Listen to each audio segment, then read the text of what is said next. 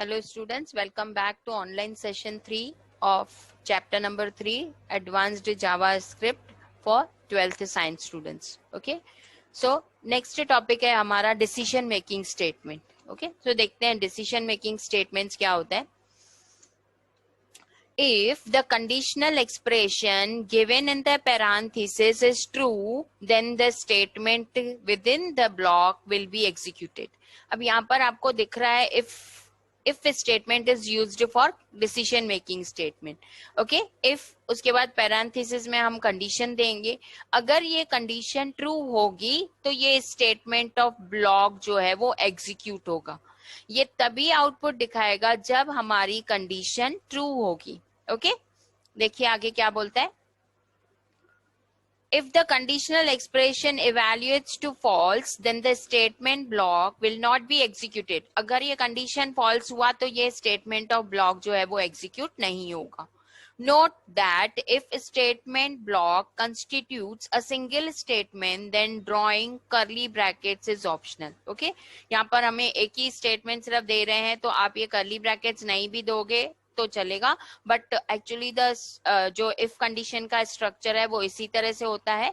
If is a statement, then उसके बाद parenthesis में हम कंडीशन देते हैं एंड अगर ये कंडीशन ट्रू हुई तो यहाँ पर स्टेटमेंट्स ऑफ ब्लॉक देंगे कि क्या एग्जीक्यूट होना चाहिए. ओके, जैसे फॉर एग्जाम्पल यहाँ पर एक सिंपल सा एग्जाम्पल लिया है. यहाँ पे देखो, where age equals to prompt please enter your age. Okay, तो यहाँ पर हम यूजर से एज ले रहे हैं. प्रॉम्प्ट फंक्शन हमने लास्ट सेशन में किया था. क्या करता है, एग्जीक्यूशन के दौरान जो है वो यूजर से इनपुट लेता है और जो भी यूजर टाइप करेगा वो एज नाम के वेरिएबल में जाके स्टोर हो जाएगा. अगर यूजर ने जो एज 18 ईयर्स से अबव का डाला है तो if condition age is greater than equals to 18, अगर यूजर का एज 18 ईयर्स या उससे ज्यादा है तो document dot write message display होना चाहिए you are an adult. Okay, if age is less than 18, अगर यूजर का एज जो है वो 18 ईयर से कम है तो क्या मैसेज आना चाहिए, document dot write you are not an adult. Okay, so यहाँ पर हमें यूजर के एज के ऊपर जो है हमें डिसीजन लेना है. अगर यूजर की एज 18 या उससे अबव है तो वो एडल्ट है, अगर 18 से कम है तो वो एडल्ट नहीं है. तो इसी से रिलेटेड हम एक सिंपल सा एग्जांपल कर रहे हैं जहाँ पे हम यूजर से एज लेंगे और फिर बताएंगे कि वो एलिजिबल है या नहीं है ड्राइविंग लाइसेंस के लिए. ओके, सो चलो प्रैक्टिस करते हैं. Program number 5. तो स्ट्रक्चर हमने बना दिया है स्टूडेंट्स. अब यहाँ पर हमें यूजर से जो है वो एज लेना है. तो एज हम प्रॉम्प्ट फंक्शन के थ्रू भी ले सकते हैं जैसे हमने लास्ट सेशन के प्रोग्राम में सीखा था. अब ये दूसरा तरीका हम लेते हैं कि यूजर ने, सपोज हमने HTML में फॉर्म बनाना सीखा था, फॉर्म के टेक्स्ट बॉक्स में अगर यूजर एज दे रहा है तो वो किस तरह से स्क्रिप्ट में डिसीजन हो रहा है उस एज के ऊपर, तो वो सीखेंगे. यहाँ पर हम फॉर्म क्रिएट कर रहे हैं इसलिए बॉडी टैग में यहाँ पे मैंने दिया form name equals to, suppose मैंने F1 दिया फॉर्म को नाम, देन एंटर योर एज, ये एज अ टेक्स्ट दिखाई देगा. उसके बाद मुझे यहाँ पे टेक्स्ट बॉक्स चाहिए, input type equals to text, name equals to A1. उस टेक्स्ट बॉक्स को मैंने यहाँ पे नाम दिया है. ओके, उसके बाद नेक्स्ट ब्रेक टैग दिया टू ब्रेक द लाइन. उसके बाद हम बटन क्रिएट करेंगे, input type equals to button, value equals to submit. उस बटन के ऊपर मुझे सबमिट टेक्स्ट दिखाना है इसलिए वैल्यू के साथ दिया हमने सबमिट. ऑन क्लिक, जब मैं उस बटन पर क्लिक करूंगी तो फंक्शन आना चाहिए. कल हमने सीखा यूजर डिफाइंड फंक्शन कि यूजर अपना खुद का फंक्शन किस तरह से बना सकता है. सो ऑन क्लिक यहाँ पर हम देंगे वो फंक्शन का नाम जो हम फंक्शन बनाएंगे. ओके, सो फंक्शन बनाने के लिए हम यूज करेंगे जावास्क्रिप्ट.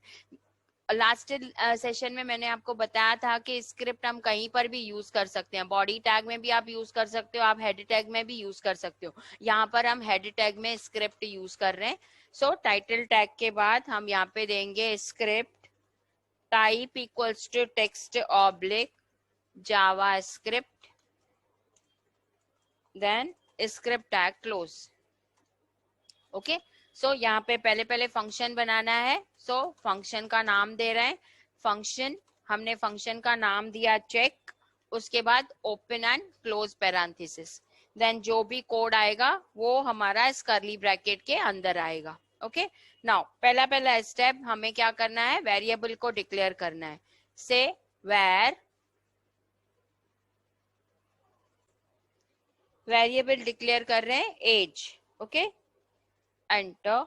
अब एज कहाँ से आएगा, यूजर कहाँ एज दे रहा है, यूजर जो टाइप कर रहा है वो टेक्स्ट बॉक्स में टाइप कर रहा है। टेक्स्ट बॉक्स फॉर्म का नाम क्या है, F1, उस टेक्स्ट बॉक्स का नाम क्या है, A1। तो एज में वैल्यू देखो किस तरह से पास होगी, F1 फॉर्म का नाम डॉट, उसमें A1 जो टेक्स्ट बॉक्स का नाम है उसमें जो यूजर ने वैल्यू दिया वो पास हो जाए एज नाम के वेरिएबल में। F1 फॉर्म का नाम, A1 टेक्स्ट बॉक्स का नाम, और वैल्यू जो यूजर ने टेक्स्ट बॉक्स में वैल्यू डाला है वो एज नाम के वेरिएबल में असाइन हो जाए। कल मैंने आपको बताया था कि राइट हैंड साइड वाली जो वैल्यू है वो लेफ्ट हैंड साइड वाले वेरिएबल में असाइन होती है। अब हमें एज मिल गया। अब कंडीशनल स्टेटमेंट स्टार्ट करनी है। If in bracket age is greater than और equals to 18, then what, document dot write your age is eligible for driving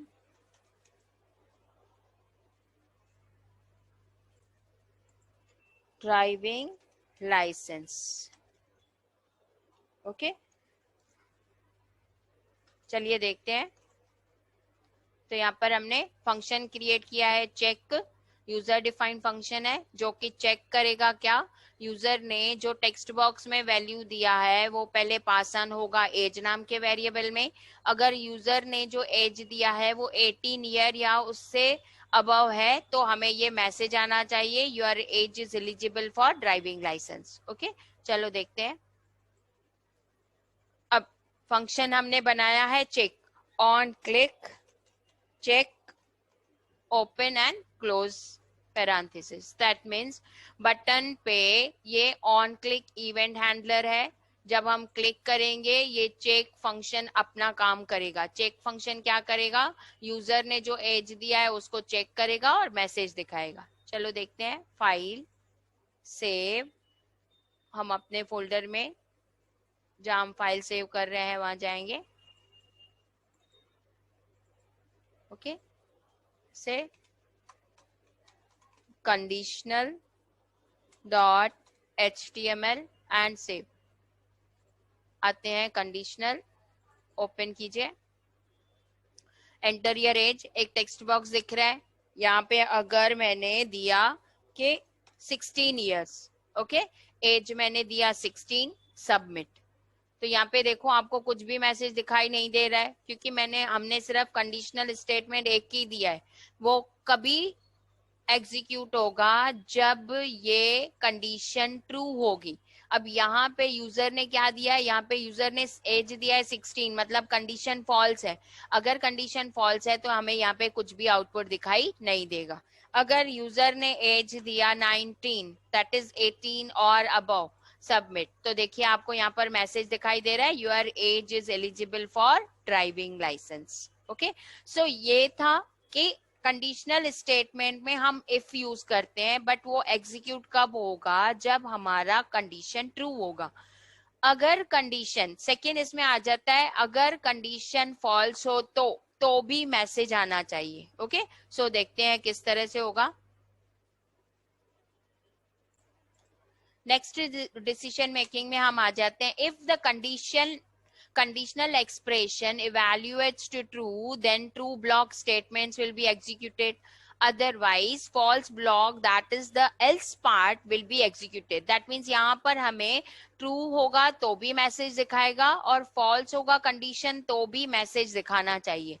At the time either true block और false block will be executed, not both. मतलब एक time पे एक ही block आपका execute होगा. Condition true होगी तो first block statement of block execute होगा, अगर कंडीशन फॉल्स होगी तो एल्स के बाद वाला ब्लॉक स्टेटमेंट ऑफ ब्लॉक जो है वो एग्जीक्यूट होगा. लिखने का तरीका देखिए किस तरह से है. इफ सेम कंडीशन जो हमें देना है, देन ये फर्स्ट स्टेटमेंट ब्लॉक, देन उसके बाद else second statement of block. Okay, so यही हम अभी यहाँ पर जो हमने प्रोग्राम किया उसमें एग्जीक्यूट करके देखते हैं एल्स पार्ट भी. चलिए इसी में चेंज करते हैं. इफ, ओके, सो इफ अगर कंडीशन ट्रू होगी, age is greater than equals to 18, तो ये first block of statement execute होना चाहिए. एल्स में हम यूज करते हैं alert function. Alert your age is not eligible for driving license. Okay, चलिए देखते हैं. File save. यहाँ पे यूजर ने दिया 16, दैट मीन्स एल्स वाला पार्ट. सबमिट. तो यहाँ पे देखो आपको अलर्ट फंक्शन वाला message, that means else part वाला मैसेज डिस्प्ले हो रहा है. You are not eligible for driving licence. Okay, again हमने यहाँ पे अगर दिया से 20, सबमिट. तो यहाँ पे देखो फर्स्ट ट्रू वाला स्टेटमेंट जो है वो एग्जीक्यूट हो रहा है. Your age is eligible for driving licence. यहाँ पे हमने क्या किया, यहाँ पे हमने डिसीजन मेकिंग स्टेटमेंट में सीखा इफ. सो यहाँ पर हम देंगे, यहाँ पर हमने देखा डिसीजन मेकिंग स्टेटमेंट में पहला इफ स्टेटमेंट, ये एक ही स्टेटमेंट ऑफ ब्लॉक एग्जीक्यूट करेगा अगर कंडीशन आपकी ट्रू होगी तभी. कंडीशन फॉल्स होगी तो ये आपको कुछ भी आउटपुट नहीं दिखाएगा. यहाँ पर हमने दिखाया कि इफ कंडीशन के साथ हमने दो पार्ट्स ऐड किए हैं. एक ट्रू वाला, अगर कंडीशन ट्रू होगी तो फर्स्ट स्टेटमेंट ऑफ ब्लॉक जो है एग्जीक्यूट करेगा, अगर कंडीशन फॉल्स होगी तो एल्स वाला पार्ट जो है वो एग्जीक्यूट करेगा. यहाँ पर हमारा डिसीजन मेकिंग स्टेटमेंट वाला प्रोग्राम जो है वो खत्म हुआ. ओके, सो एक एग्जांपल लिया है स्टूडेंट हमने. Question is write an event driven program in JavaScript to display the entered number is even और odd by using if else statement. Okay, so that is conditional statement. चलिए देखते हैं किस तरह से होगा. पहले स्ट्रक्चर बनाएंगे. Doc type,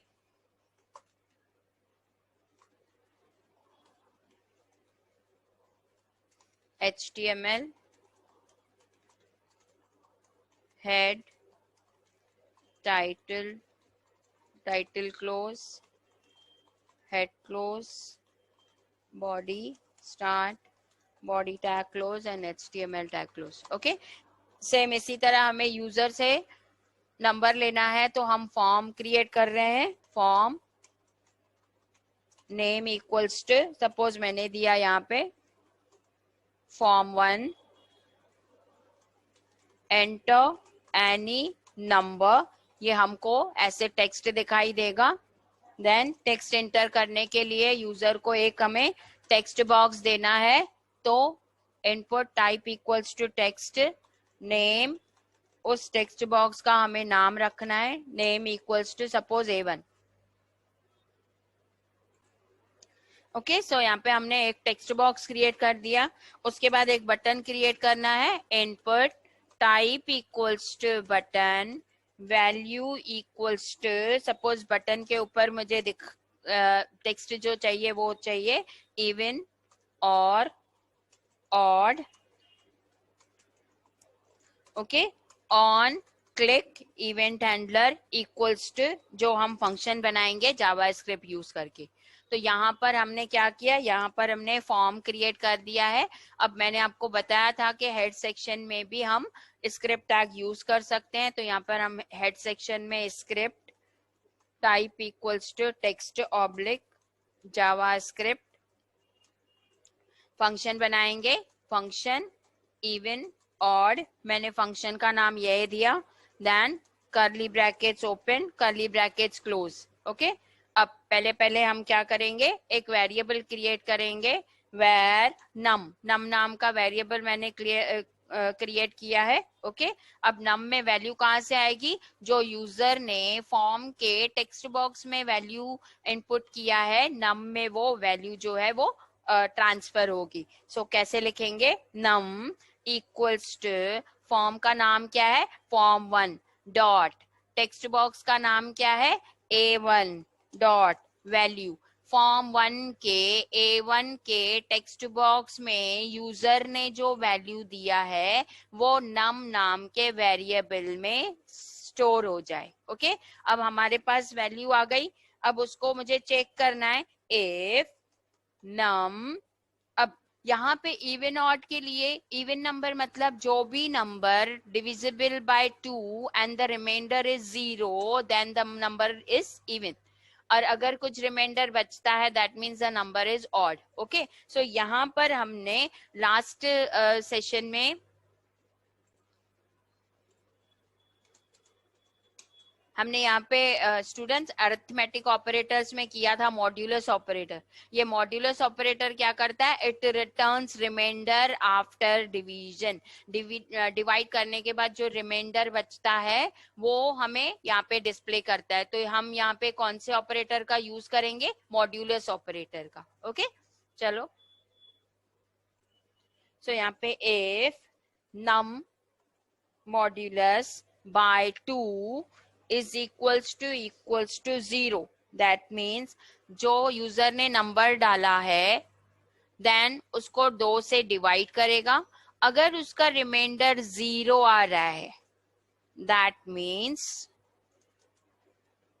document dot write the entered number is even. Okay, ये एक स्टेटमेंट ऑफ ब्लॉक हुआ, ये तब एग्जीक्यूट होगा अगर हमारा नंबर इवन रहेगा, that means if the condition is true. Else, अगर कंडीशन फॉल्स है तो document dot write the entered number is odd. Okay, so यहाँ पे देखिए किस तरह से ये जो कर्ली ब्रैकेट्स है ये फंक्शन वाली कर्ली ब्रैकेट्स है। देन ये फर्स्ट जो कर्ली ब्रैकेट्स ओपन क्लोज के अंदर जो स्टेटमेंट ऑफ ब्लॉक है वो तब एग्जीक्यूट होगा अगर कंडीशन ट्रू होगी। देन उसके बाद ये एल्स वाला पार्ट तब एग्जीक्यूट होगा अगर कंडीशन फॉल्स होगी। ओके, दैट मीन्स जो नंबर डिवाइड हो रहा है 2 से उसका कुछ ना कुछ रिमाइंडर बच रहा है, that means entered number is odd. Okay, चलो देखते हैं, file save even odd dot html and save। Okay, चलो ओपन करके देखते हैं even odd।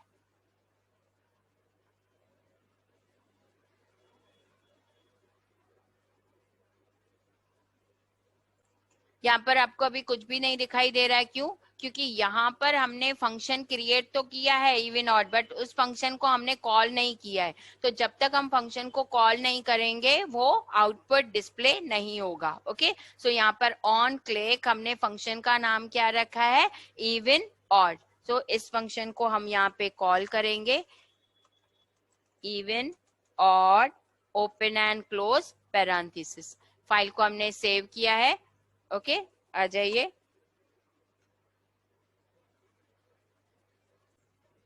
यहाँ पर अभी भी देखिए भले फंक्शन को कॉल किया हमने तो भी यहाँ पर हमारा आउटपुट नहीं दिखाई दे रहा है। क्यों स्टूडेंट, क्या मिस्टेक है, यहाँ पर देखो हमने स्क्रिप्ट टैग ऑन तो किया है बट स्क्रिप्ट टैग का क्लोजिंग यहाँ पे नहीं किया है, इसीलिए जो बाकी का हमारा प्रोग्राम का आउटपुट है वो कुछ भी दिखाई नहीं देगा। ओके, इसलिए यहाँ पर हमने स्क्रिप्ट टैग को क्लोज किया, फाइल को हम सेव किया। Okay, and refresh. यहाँ पर देखो एंटर एनी नंबर, यहाँ पे हमने यूजर ने नंबर डाला से 25, दैट मीन्स क्या आना चाहिए, the entered number is odd. चलिए देखते हैं, देखिए आया, the entered number is odd. Okay, back जाएंगे। अब यहाँ पे यूजर ने नंबर डाला से 40, दैट मीन्स क्या मैसेज आना चाहिए, the entered number is even. चलिए देखते हैं, तो यहाँ पे देखो the entered number is even. Okay, तो यहाँ पर हमने दो प्रोग्राम्स किए, एक में हमने डिसीजन मेकिंग स्टेटमेंट यूज किया, इफ एंड एल्स। पहला हमने किया कि यूजर से हमें एज लेना है, यूजर ने जो एज डाला, अगर यूजर का एज 18 इयर्स या उससे अबव है तो वो मैसेज दिखाना चाहिए, your age is eligible for driving licence.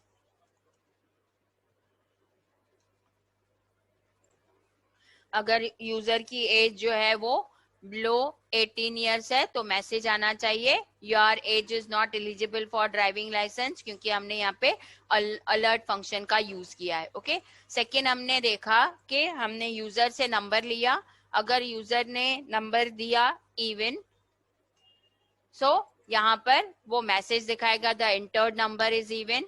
अगर यूजर ने नंबर इंटर किया ऑड, सो यहाँ पर मैसेज दिखाएगा the entered number is odd. यहाँ पर हमारा डिसीजन मेकिंग स्टेटमेंट से रिलेटेड जो प्रोग्राम्स थे वो कंप्लीट हुए। ओके, मिलते हैं नेक्स्ट टॉपिक में।